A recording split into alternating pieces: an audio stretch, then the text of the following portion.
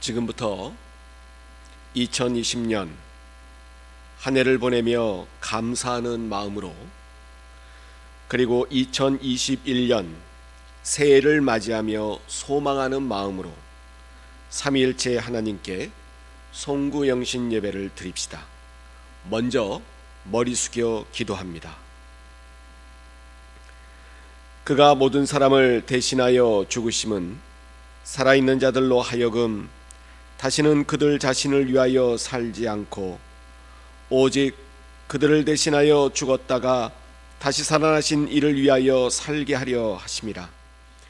그러므로 우리가 이제부터는 어떠한 사람도 육신을 따라 알지 아니하노라. 비록 우리가 그리스도 육신을 따라 알았으나 이제부터는 그같이 알지 아니하노라. 그런즉 누구든지 그리스도 안에 있으면 새로운 피조물이라. 이전 것은 지나갔으니 보라 새 것이 되었도다. 아멘.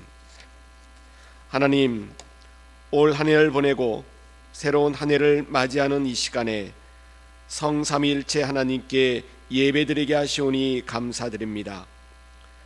코로나로 힘들고 답답한 한 해였지만 주님이 지켜주시고 회개케 하시고 깨닫게 해주신 은혜의 한 해였습니다. 그리고 맞이할 2021년 속에서도 변화없는 주님의 은혜 속에 살아갈 수 있도록 말씀 가운데 새롭게 하옵소서. 이 고백을 담아드리는 송구영신 예배를 기뻐 받아줄 줄 믿사오며 예수님 이름으로 기원드리옵나이다. 아멘. 우리 다같이 이 예배에 주시는 하나님의 말씀을 함께 보도록 하겠습니다. 두 군데인데요, 먼저 창세기 28장 10절에서 16절의 말씀, 그리고 고린도전서 15장 8절에서 11절까지의 말씀입니다. 먼저 창세기 28장 10절에서 16절까지의 말씀입니다.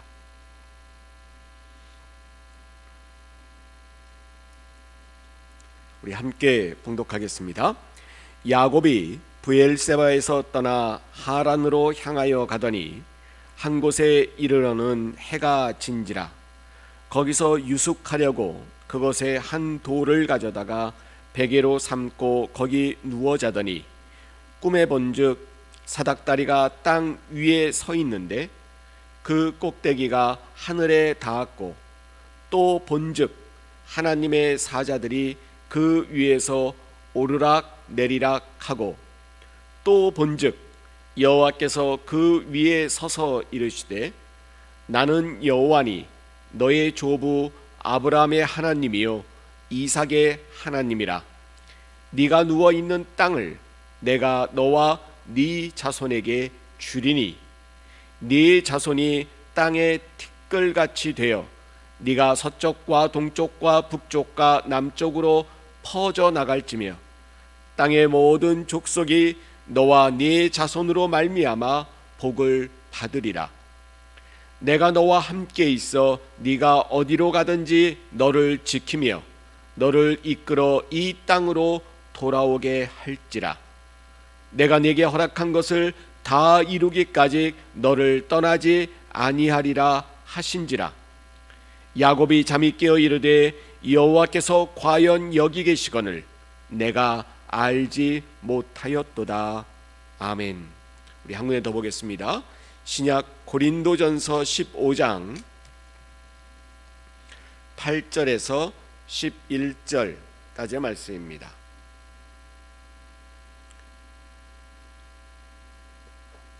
고린도전서 15장 8절에서 11절까지의 말씀 역시 함께 읽도록 하겠습니다. 맨 나중에 만삭되지 못하여 난 자 같은 내게도 보이셨느니라. 나는 사도 중에 가장 작은 자라. 나는 하나님의 교회를 박해하였으므로 사도라 칭함받기를 감당하지 못할 자니라. 그러나 내가 나 된 것은 하나님의 은혜로 된 것이니 내게 주신 그의 은혜가 헛되지 아니하여 내가 모든 사도보다 더 많이 수고하였으나 내가 한 것이 아니요 오직 나와 함께 하신 하나님의 은혜로라. 그러므로 나나 그들이나 이같이 전파하매 너희도 이같이 믿었느니라. 아멘. 할렐루야. 우리 함께 가족 여러분들과 함께 또 같이 계신 여러분들과 함께 우리 함께 인사 나누겠습니다. 올 한 해 고생하셨습니다. 그리고 두 번째는요, 올 한 해 감사합니다. 그리고 세 번째, 사랑합니다. 우리 함께 이렇게 인사 나눴으면 좋겠습니다. 올 2020년을 보내고 2021년을 맞이하는 송구영신 예배를 드립니다. 코로나로 시작해서 코로나로 마감되는 한 해였지만 오히려 하나님의 은혜를 만끽하는 한 해였습니다. 저에게 그 은혜는 귀함을 깨닫게 해주신 은혜였습니다. 첫 번째로는 여러분들의 존재, 여러분들의 얼굴 하나하나가 얼마나 귀한가를 깨닫게 되었습니다. 지금 시청하고 계시는 우리 성문가족 여러분들은 바로 옆에 있는 분들, 가족분들 한 분 한 분이 얼마나 귀한 존재임을 우리가 새삼 알게 되었다는 것이지요. 만날 수 없으니 머릿속으로 떠올리게 되었고, 떠올리니 위에 기도하게 되었고, 기도하게 되니 감사하게 되었고, 감사하게 되니 축복하게 되었으며, 축복하니까 오히려 저에게 충만한 은혜로 되돌아왔습니다. 코로나 때 더더욱 가까이 있는 사람을 귀하게 여기는 것도 바로 하나님이 주시는 은혜인 줄로 믿습니다. 두 번째로는 교회와 예배가 얼마나 귀한가, 두 번째 귀함을 깨닫게 되었습니다. 이러한 영상 시설이 없었고 그래서 온라인 예배조차도 드릴 수 없었던 올해의 기간이 있었습니다. 제가 떠올려 보면 한 3월 1일부터 22일까지 3월달 한 20여일까지 전혀 여러분들과 예배나 어떤 영상으로도 소통하지 못했고 함께 하지 못했던 그러한 시간들이었습니다. 저는 그때 개인적으로 얼마나 막막하고 저희들 마음에, 제 마음의 무거움, 그리고 목사인 나 자신의 무력함, 더군다나 그때는 교회, 한국교회 여러 군데에서 코로나의 발상지로 지목되었던 일들이 있었기 때문에 그 책임은 바로 그 교회 담임의 목사들에게 있었다는 것을 언론으로부터 들은 후에는 더더욱 이러한 무력감과 부끄러움이 저 자신을 온전히 휘감게 되었습니다. 정말 괴로웠던 시간들이었습니다. 그런데 그 시간이 흐른 뒤 단순히 개인적인 괴로움을 넘어 교회에 모여 함께 예배드리는 것이 얼마나 은혜요 축복이었던가를 또한 깨닫고 알게 되었습니다. 이것이 바로 두 번째 제가 느낀 하나님이 주신 귀함의 은혜였습니다.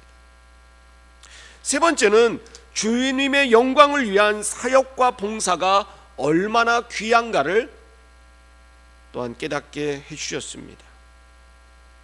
목사가 교회에서 성도들에게 설교할 수 있는 것, 여러분 제가 간단히 지금 한 문장으로 말씀드렸어요. 목사가 교회에서 성도들에게 설교하는 것. 근데 여러분 거기 중간중간에 보면 목사가 교회에서, 교회 성도들에게, 성도, 그리고 설교할 수 있는 것, 설교. 제가 단순히 한 문장으로 이 세상의 많은 교회의 목사들이 당연히 해야 되는 것들이지만 이 코로나 때 이 하나하나가 목사, 교회, 성도, 설교 그냥 주어지는 것이 아니구나, 그냥 이렇게 당연히 있어야 돼서 할 수 있었던 것들이 아니었구나 깨닫게 되었습니다.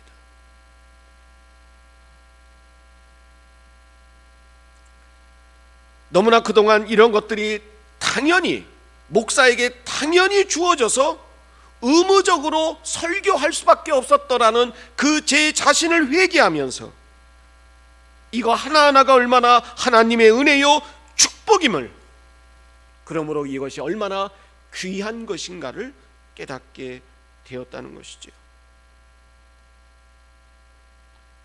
2020년을 돌아보면서 저 개인적으로의 하나님의 은혜는 바로 이렇게 귀함을 깨닫게 되었다는 것입니다. 성도 한 분 한 분의 존재의 귀함, 교회와 예배의 귀함, 그리고 주의 영광을 위한 사역의 귀함, 이전 것이 당연함과 늘 일상적으로 있었던 것을 귀함으로 여기는 이 하나님의 은혜는 오히려 코로나가 아니었으면 깨닫지 못했을 은혜였을 수도 있다는 거죠. 그래서 올 한 해 개인적으로 참 많이 불렀던 찬송가가 있었습니다. 여러분도 함께 집에서 시청하시면서 찬송가를 한번 같이 봤으면 좋겠습니다. 찬송가 300장입니다. 찬송가 300장 우리 1절만 한번 가족분들과 같이 불러볼까요? 내 맘이 낙심되며 근심에 눌릴 때 주께서 내게 오사 위로해 주시네. 가는 길 캄캄하고 괴로움 많으나 주께서 함께하며 내 짐을 지시네. 그네가 내게 족하네. 그네가 족하네. 이 괴로운 세상 지날 때 그네가 족하네. 2020년 한 해 동안 저뿐만 아니고 많은 성도분들, 우리 한국교회 여러분들에게 얼마나 위로가 되는 찬송인지요, 그리고 저희들의 마음을 얼마나 잘 대변했던 찬송인지 모릅니다. 내 마음이 낙심되며 근심에 눌릴 때, 내 가는 길이 캄캄하고 괴로울 때, 답답할 때 주님이 내게 오셔서 오히려 위로해 주셨고, 그리고 주님이 함께 하시며 우리의 짐을 지워주신, 우리의 짐을 맡아주신 그 은혜, 특히 후렴에 가면 그 은혜가 내게 족하네, 그 은혜가 내게 족하네. 여러분, 그 은혜가 족한 정도가 아니고 오히려 차고 넘치는 은혜였음을 이 시간 고백합니다. 2020년 코로나 시대에 아마 바울 사도가 살아있었으면 우리가 이 찬송 300장의 찬송의 이 고백을 했던 것처럼 아마 바울 사도는 이와 같은 고백을 2020년 한 해 동안 바울이 만약에 살아있었다라면 이와 같은 고백을 하지 않았을까? 그 고백은 바로 고린도전서 15장 10절의 말씀입니다. 고린도전서 15장 10절의 말씀 우리 다시 읽어볼까요? 고린도전서 15장 10절의 말씀 시작. 그러나 내가 나 된 것은 하나님의 은혜로 된 것이니 내게 주신 그 은혜가 헛되지 아니하여 내가 모든 사도보다 더 많이 수고하였으나 내가 한 것이 아니요 오직 나와 함께 하신 하나님의 은혜로라. 아멘. 아멘. 아멘입니다. 여러분도 많이 아시는 구절인데요, 특별히 제일 유명한 구절은 그거지요. 내가 나 된 것은 누구의 은혜라고요? 하나님의 은혜다 라고 고백합니다. 내가 나 된 것, 지금의 나 된 것은 하나님의 은혜라고 고백을 하는 것이지요. 근데 여러분도 한번 바울과 같이 고백해 보시기 바랍니다. 지금의 나 된 것은 하나님의 은혜이십니까? 다시요. 지금의 나 된 것은, 지금 여러분들 한 명 한 명이 된 것은 하나님의 은혜이십니까? 여러분, 단순히 지금의 나와 하나님의 은혜로 연결시키기에는, 그러기에는 너무나 아닌 것 같은 분들도 너무나 많을 것입니다. 주어진 현실과 주어진 처지가 너무나 빈약하고 너무나 나약하고 너무나 답답하고 어떤 세상의 이 큰 산을 어떻게 넘어야 할지 막막한 분들이 아마 더 많을 것입니다. 습관적으로, 어떤 개념적으로 그냥 암송하듯이 그래 하나님의 은혜지 라고만 말할 것이 아니고 2020년을 흘러보냈던 나 개인의 삶, 지금 나 된 것은 과연 하나님의 은혜일까? 퀘션 마크가 달려있는 분들이 더 많을지 모른다는 사실입니다. 저도 그랬습니다.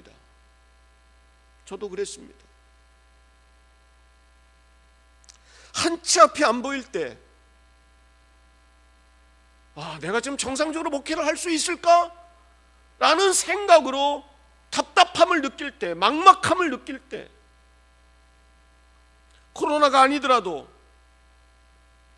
자녀들을 교육하고 가정을 이끌어가고 삶 속에서 한 달 동안의 먹을거리를 내가 벌어야 되고 하는 모든 단순한 하나의 삶들이 모두가 그래 그 순간에 은혜로 내가 느끼며 살았는가? 여러분, 바울 사도도 내가 나 된 것은 하나님의 은혜입니다. 그 사이에 엄청난 일들이 바울의 인생에 흘러갔습니다. 오늘 같은 고린도전서 15장 8절 9절 보면 그게 그러한 표현이 나오죠. 맨 나중에 만삭되지 못하여 난 자 같은 내게도 보이셨느니라. 나 같은 사람에게도 하나님께서 부활하신 예수님이 나에게 찾아오셨다는 거죠. 그리고 9절에 이렇게 말합니다. 나는 사도 중에 가장 작은 자라 나는 하나님의 교회를 박해하였으므로 사도라 칭함받기를 감당하지 못하겠노라고 말합니다. 여러분, 쉽게 말하면 사울이 바울 되기까지의 그 사이에 있었던 일들은 우리가 성경으로 단순히 몇 글자로 바울의 인생을 논하며 볼 수 있는 부분이 아닙니다. 바울 개인에게는 아마 저 천국에서 저 지옥으로 떨어지는, 세상적으로 보면 그렇다는 거죠, 급락되어지는 그러한 인생의 풍파였을 것입니다. 여러분, 바울 되기 전에 사울은 세상적으로 보면 잘 나가는 사람이었습니다. 당대의 유명한 율법학자였습니다. 명망가였습니다. 많은 사람이 우러러보는 학자였습니다. 신망 있는 사람이었습니다. 앞길이 촉망받는 젊은 세대를 이끌어갈 수 있는 그 시대의 리더자였습니다. 그런데 그의 인생은 부활하신 예수님을 만나고 난 이후에 180도 변한 인생이 되었습니다. 헐벗었습니다. 예수를 전하면 매맞는 삶이었습니다. 감옥에 갇히는 삶이었습니다. 풍파노숙을 하면서 어려움과 고난을 몸소 짊어지며 살아가야 하는 인생이었습니다. 부유한 사람들에게 손을 벌리며 선교비를 구걸하였던 사람이었습니다.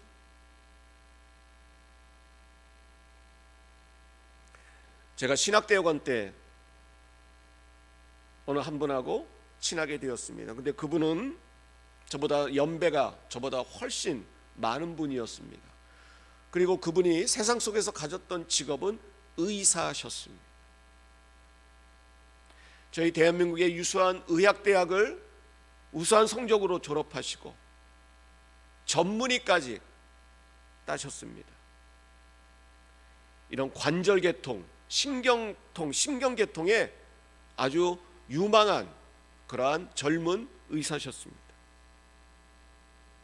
그런데 그분이 자기 주위에 있는 호화로운 생활의 양식들, 많은 물질적 풍요로움들, 그런 것들을 어느 날 보면서 덧없음을 깨닫게 되었고, 내가 이 가진 모든 것은 하나님의 은혜인데 내가 주님의 영광을 위해 사용하지 못한다는 것은 오히려 내가 배운 지식, 내가 가진 명망, 직업, 물질, 그리고 사람들의 칭찬과 박수, 이 모든 것은 오히려 죄를 짓는 것이라는 깨달음을 얻게 되었다는 거예요. 그래서 목회자가 되어서 세상에 많은 고통받고 있는 사람들, 질병으로 신음받고 있는 사람들, 특별히 해외에서 전혀 의료 혜택을 받을 수 없는 이들을 위해 자신의 달란트를 나눌 수 있도록 나누겠노라고 다짐하며 결단하며 목회의 길을 걷고자 결심하고 대학원에 왔어요. 그래서 그분하고 이야기를 나누는데 그분이 그런 말을 해요. 처음에 어머니에게 이렇게 하겠노라고 목회자가 되기로 결심해. 그 부모님들은 장로님이셔요. 어머니도 장로님이고 아버지도 교회에서 아주 유명한 장로님이셔요. 그래서 어머니에게 저 의사 당분간 관두고 신학대학에 가서 공부하겠습니다. 목회자가 돼서 세상의 어려운 이웃을 위해 사용하도록 하겠습니다. 장로이신 어머님에게 그 말을 처음 했는데 그 어머니가 처음 한 얘기가 이거예요. 미쳤냐? 너 미쳤어?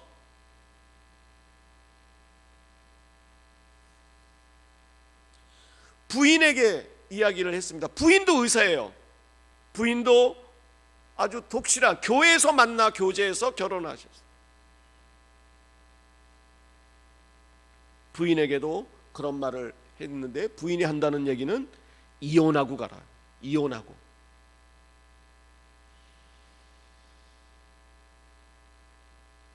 여러분, 의사가 목사 되겠다고 했는데 어머니는 미쳤다 그랬고 부인은 이혼하자 그랬다는 거예요. 여러분, 바울이 이와 같았다는 겁니다. 바울이. 지금 우리가 바울 그러지 그 당시에 여러분 바울의 인생은 바로 의사가 목사 된 것과 같이 사람들이 미쳤냐 이혼해라 하는 것과 같은 그러한 인생의 결과물이었다는 것입니다. 변화였다는 것입니다.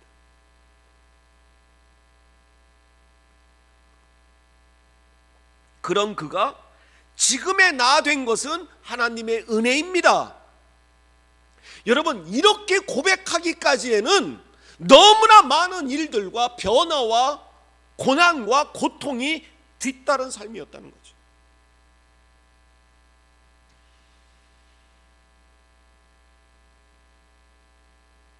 그러면서 그 10절 말미에 나로 나된 것은 하나님의 은혜인데 그 하나님의 은혜를 깨닫고 보니까 오히려 하나님을 향한 섬김과 수고가 더 많아졌고 그 수고함도 다 하나님의 은혜로 내가 감당하게 되었다는 것을 바울은 고백하고 있습니다. 여러분, 지금 나된 것은 바로 하나님의 은혜라고 고백하지 못하셔도 됩니다. 야, 나 힘들고 어렵지만 다 하나님의 은혜야, 이렇게 여유롭게 고백하지 못하셔도 됩니다. 바울도 처음부터 그렇게 고백한 사람 아니었습니다. 그 무수한 과정과 눈물과 고통 뒤에 나오는 보석과 같은 하나의 엑기스와 같은 그러한 결과물이 하나님의 은혜요라는 고백이지, 그냥 그것이 툭 내뱉듯 할 수 있는 고백은 아니라는 거죠.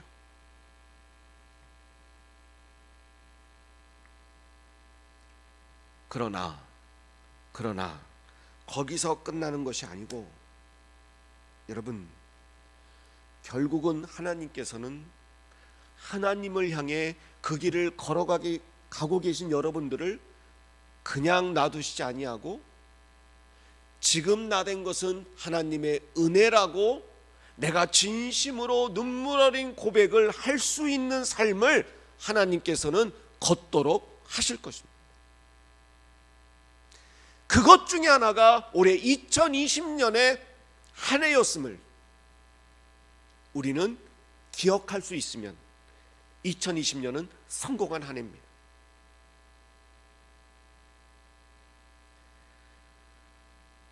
우리는 별 볼 일 없는 내 처지를 보면, 내 삶을 보면, 세상적으로 보면 그 질그릇과 같은 삶을 살아가지만 그 질그릇 위에 예수 그리스도라는 보물을 얹어서, 그 보물이신 예수 그리스도, 내 인생은 질그릇이지만 거기에 예수님을 모시고 산다고 확신만 할 수 있다면, 그것은 결국 나 같은 삶도 하나님의 은혜였음을, 은혜로 이러한 삶을 살 수 있었다는 것을 우리는 깨닫게 된다는 거죠.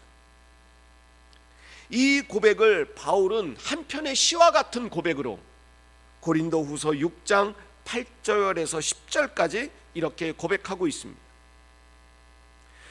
저는 이것이 성경 구절과 같지 않고요, 한편의 시다, 그렇게 많은 사람들에게 이야기하고 다닙니다.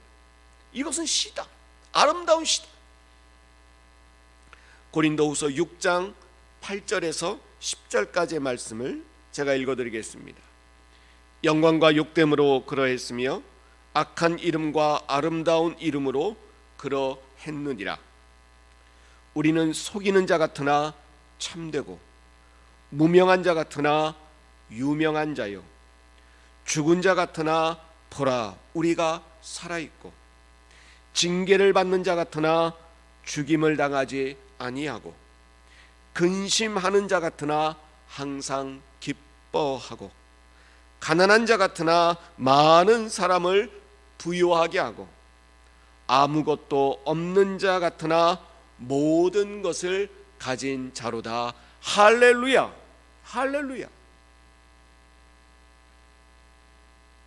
지금 나 된 것은, 지금의 나는 세상적으로 보면 속이는 자 같고 무명한 자 같고 죽은 자 같고 징계를 받는 자 같고 근심하는 자 같고 가난한 자 같고 아무것도 없는 자 같으나, 그것이 현실이나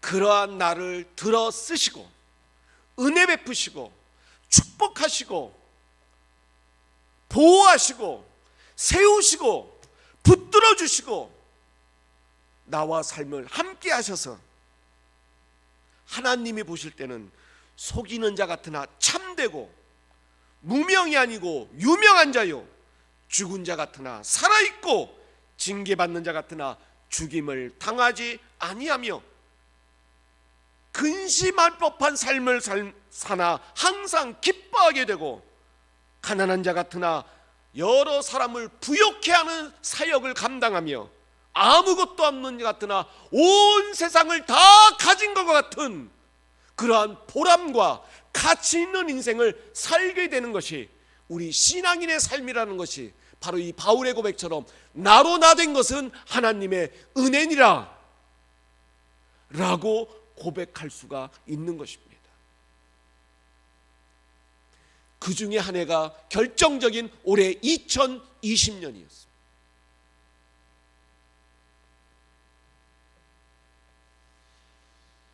그러니 여러분, 나로 나 된 지금의 처지만 보지 마시고 이렇게 고백하십시오. 따라합니다. 나는 하나님의 은혜로 된 귀한 존재이다. 나는 하나님의 은혜로 이루어진 귀한 존재임을 여러분 늘 선포하시고 고백하시기 바랍니다. 하나님은 여러분을 그렇게 보십니다. 이것을 거꾸로 말한 게 바울의 고백이죠. 나로 나 된 것은 하나님의 은혜다. 이것을 다시 바꿔서 말하면 여러분은 하나님의 은혜로 이루어진 귀한 존재라는 것입니다. 야곱도 마찬가지입니다.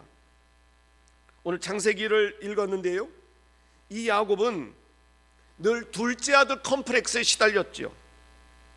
이 야곱의 나로 나됨은 하나님 은혜가 아니고 원망과 불평이었어요. 왜 하나님은 나를 두 번째로 낳게 하셔가지고 내가 왜 장자권을 갖지 못하는가?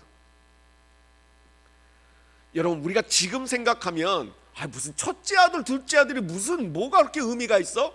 장자권이 뭐가 그렇게 중요해? 라고 말하지만 여러분, 그 당시에는 최고의 스펙이었어요. 스펙. 요즘 스펙은 뭐예요? 대학 간판, 뭐 영어 토플 점수, 뭐 이런 게 스펙이죠. 자격증. 근데 이 당시 최고 스펙은 뭐냐? 장자권이에요. 장자권. 장자권만 내가 얻을 수 있으면 온 집안을 다스리고 온 지역을 다스리는 최고의 수장이 될 수 있었습니다. 모든 가족과 불악 원주민들의 생사 박탈권을 가지는 최고의 지위에 오를 수 있는 사람이었습니다. 근데 그가 불과 몇 초 사이로, 몇 분 사이로 내가 두 번째로 나왔다고 해서 내가 둘째 아들이 돼버리고 이 최고의 스펙을 가질 수 없게 된 거죠. 야곱은 나로 나 된 것은 하나님의 은혜가 아니고 하나님의 저주다, 아마 이렇게 고백하며 살아갔을 것입니다. 그래서 오죽하면 이것을 인간의 술수로, 하나님이 주신 이 권한인데도 이것을 인간의 술수와 인간의 어떠한 이 계략으로 뒤바꿀 수 있다라고 생각한 사람이 바로 야곱이에요. 여러분, 얼마나 이것이 그 욕심과 그것이 그렇게 귀하게 여겼으면. 그런데 그 인간이 만들어내는 거짓과 술수는 오래가지 못하지요. 들통이 나버리고 그냥 에서한테 쫓기는 신세가 돼버립니다.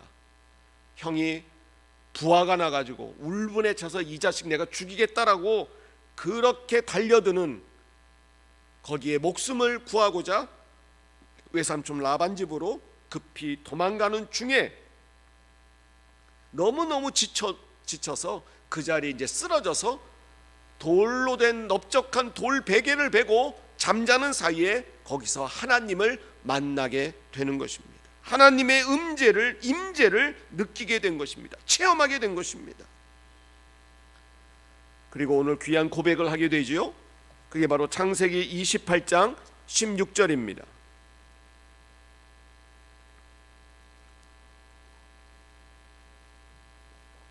창세기 28장 16절의 말씀 우리 같이 읽어봅시다. 시작. 야곱이 잠이 깨어 이르되 여호와께서 과연 여기 계시거늘 내가 알지 못하였다. 여러분, 뒤에 알았다 몰랐다 알지 못했다고 고백하잖아요. 왜? 제가 아까 뭐라 그랬어요? 야곱은 이 장자권 둘째 아들이라는 이 컴플렉스에 시달리면서 나로 나된 것은 하나님의 은혜가 아니고 저주라고 생각하며 살았던 사람이기 때문에 하나님을 알았어도 하나님을 체험하지 못하는 삶을 살고 있었던, 원망과 불평 속에서만 살고 있었던 거죠. 그냥 엄마 치마폭에 쌓여서 거기서 그냥 원망하고 불평하며 징징거리며 살았던 그러한 인생이었어요. 그런데 도망자 신세가 되어보니, 전에 야곱 같았으면 와, 내 인생 완전 최악 중에 최악이구나. 그래도 전에는 엄마가 봐주는, 엄마가 보호해줘서 엄마 그 치마폭에 쌓여서 먹는 거라도 잘 먹고 살았지요. 엄마와 같이 부엌에서 요리하면서. 근데 이거는 완전 광야 사막길에서 먹을 거 하나도 없는 삶 가운데에서도 형이 뒤쫓아올 것을 두려워하면서 두려움에 떨며 추위에 떨며 광야에서 잠을 자고 있는 자기의 신세. 전에 같았으면 나로 나된 것은 이것은 하나님의 저주보다도 더한 형벌을 받고 있다는 것으로 아마 원망하며 눈물을 흘렸을 야곱입니다. 근데 하나님의 은혜를 느끼게 되니까 오늘 뭐라고 고백합니까? 과연 여기 계시거늘. 할렐루야. 여기, here. 과연 여기. 지금 여기는 여러분 자기의 따뜻한 가정집이 아닙니다. 무슨 5성급 호텔방이 아닙니다. 왕궁이 아닙니다. 뜨뜻한 아랫목이 아닙니다. 차디찬 땅바닥이고 자기의 머리에 밴 것은 딱딱한 돌베개입니다. 덮을 것 하나 없는 그러한 여기. 그러나 여기에 하나님이 함께 계시니까 그 추위도, 그 무서움도, 그 두려움과 떨림도 하나님의 은혜로 덮어주시니까 오늘 야곱은 하나님이 여기 계시거늘 그 은혜를 체험하게 되는 것입니다. 두려움이 사라졌습니다.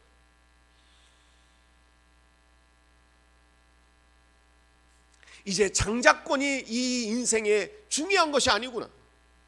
사람이 죽고 사는 것이 장자권에 있는 것이 아니고 하나님의 은혜에 있음을 오늘 야곱은 고백하고 있는 것이죠.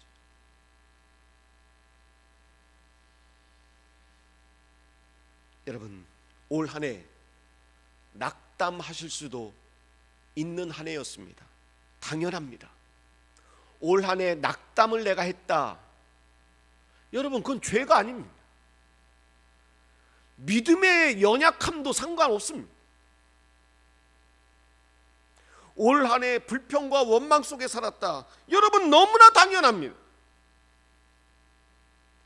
아니, 이렇게 어려운 삶인데 여기서 희희낙낙하고 할렐루야만 외치며 살았다? 그것이 오히려 이상한 사람이지요. 뭐 다른 경제적 어려움이 별로 없었어도 걱정과 답답함, 사람들 못 만나지요, 모임도 못 가지요, 걱정과 답답함 속에서 살았다. 당연하지요. 저도 그렇게 살았어요. 지금도 그렇게 삽니다. 답답해 미치겠어요.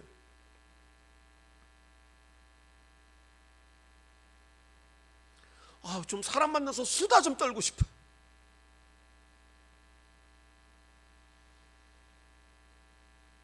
근데 여러분,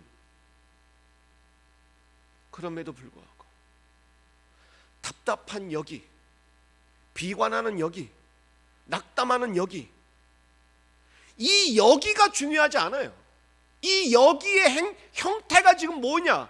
여기가 지금 마구간인지, 여기가 지금 호텔방인지, 여기가 지금 돈이 넘쳐나는 자리인지, 여기가 지금 가난한 자리인지, 여기 계시거늘 누가 계셔요? 하나님의 계심이 중요한 것입니다. 할렐루야. 여기 계시거늘 여기에만 머물지 마시고 하나님의 계심을 바라보시기 바랍니다. 나로 나된 것은, 지금의 나된 것은, 지금의 나, 비참한 나, 별 볼 일 없는 나, 돈 잘 못 버는 나, 그런 나일 수 있지만 바울의 고백처럼 그러나 하나님의 은혜였음을, 은혜임을 우리가 고백하는 한 해가 되었다면 여러분 올 한 해 성공하셨습니다.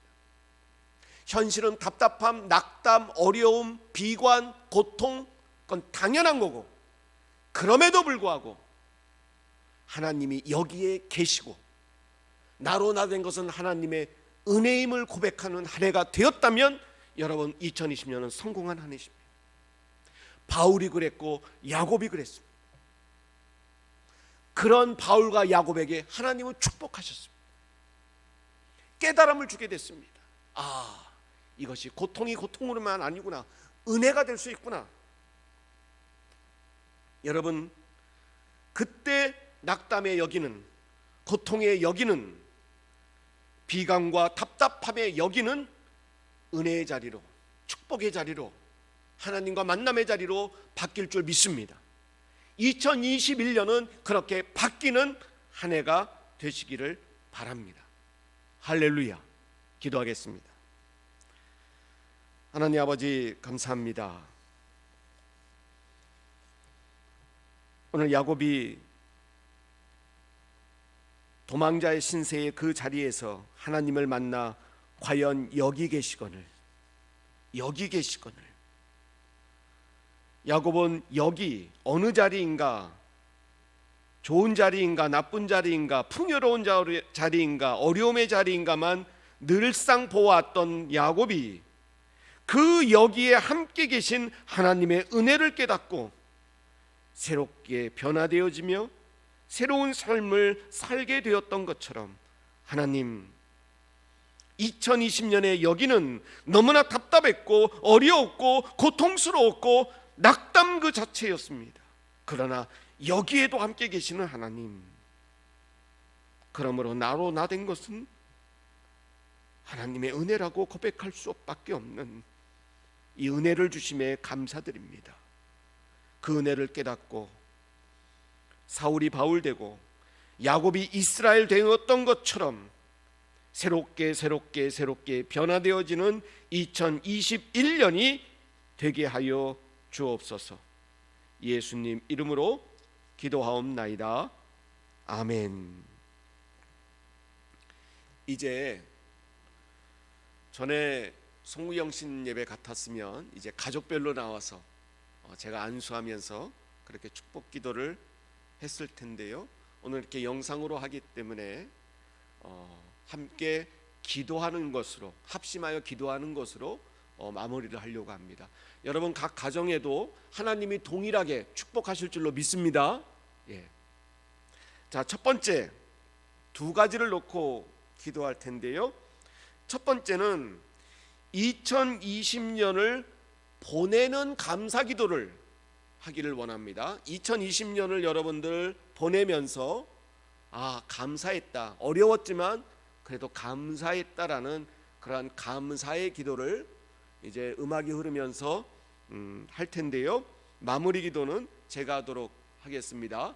우리 다 같이 가족분들과 함께 있으면 손을 붙잡고 가족들과 함께 기도했으면 좋겠습니다. 2020년을 보내며 감사의 기도 드리겠습니다.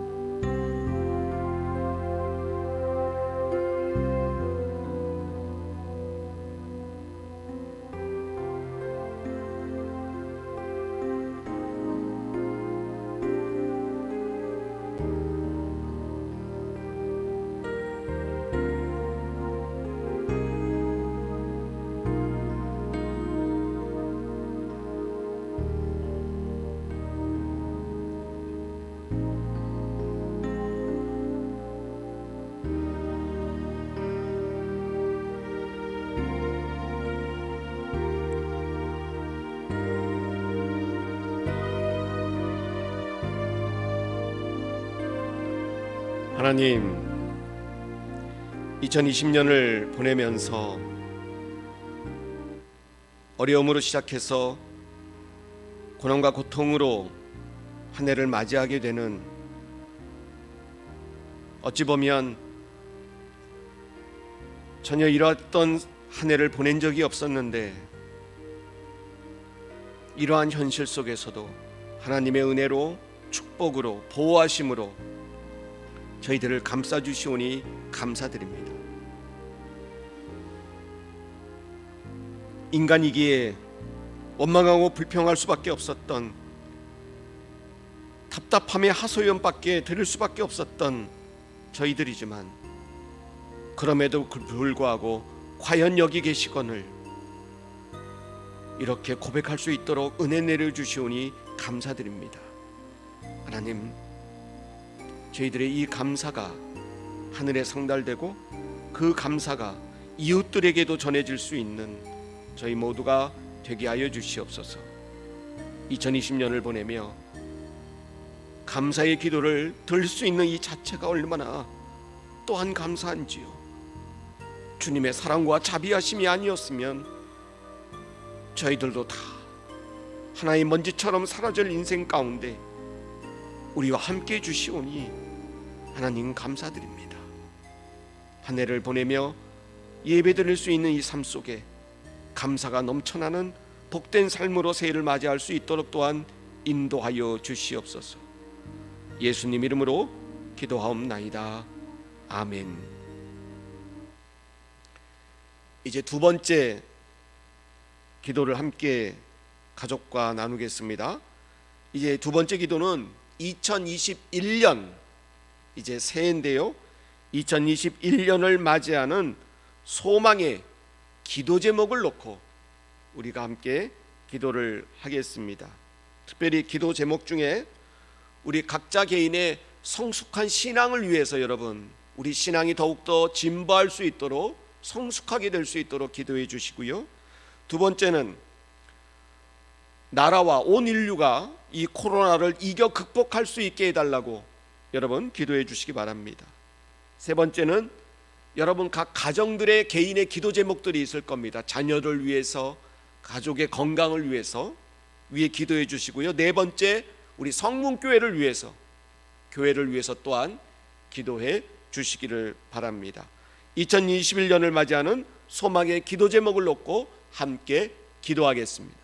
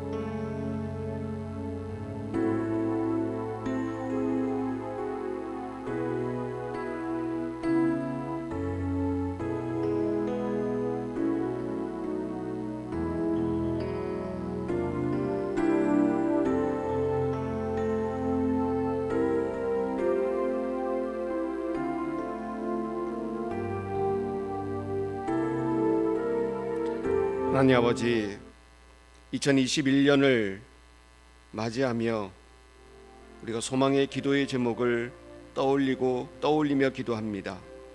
하나님 아버지, 내년 한 해는 더욱더 성숙한 신앙을 갖기를 원합니다. 환경과 처지만 보지 말고 그 환경과 처지 가운데 계신 하나님, 그리고 내가 나 된 것은 하나님의 은혜임을 깨닫게 할 수 있는 성숙한 신앙으로 채워지게 도와주옵소서. 더욱더 새롭게 진보하고 발전할 수 있는 어린아이 신앙이 아닌 성숙한 신앙인으로 거듭 자라나게 하옵소서.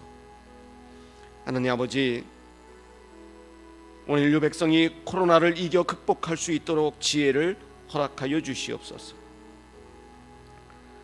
나만 살고자 하는 이기심에 코로나는 침투하고 나는 괜찮겠지 않은 안일함 속에 코로나는 침투했고, 국적과 종교와 성별과 나이를 불문하고 코로나는 가난한 자나 부한 자나 그 어떤 누구에게도 침투해서 많은 일을 괴롭게 하고 있습니다.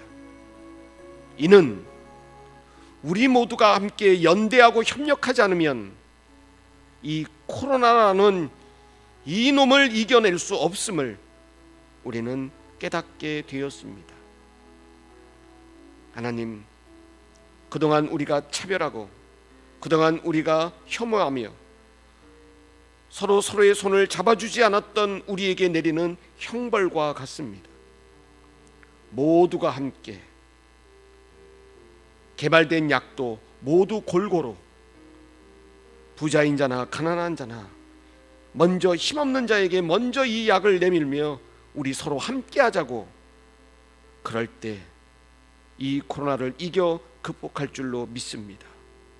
그러한 지혜를 가지고 거기에 협조하며 우리 모두가 내년은 이 코로나를 빠른 시일 내에 이겨 극복할 수 있도록 하나님 지혜를, 믿음을 허락하여 주시옵소서. 하나님, 저희들 성문교회 가정들을 축복하여 주시옵소서.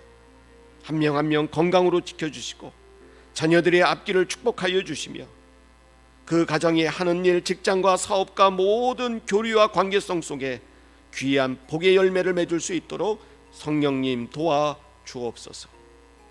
우리 성문교회가 내년에는 한 단계 더욱더 발전되어 나갈 수 있도록 도와주시며 비난받는 한국교회 속에서도 소망을 비춰주는 교회가 되게 하여 주시옵소서. 어두운 밤에 한 줄기 빛을 발하는 등불과 같은 교회가 되게 하여 주옵소서.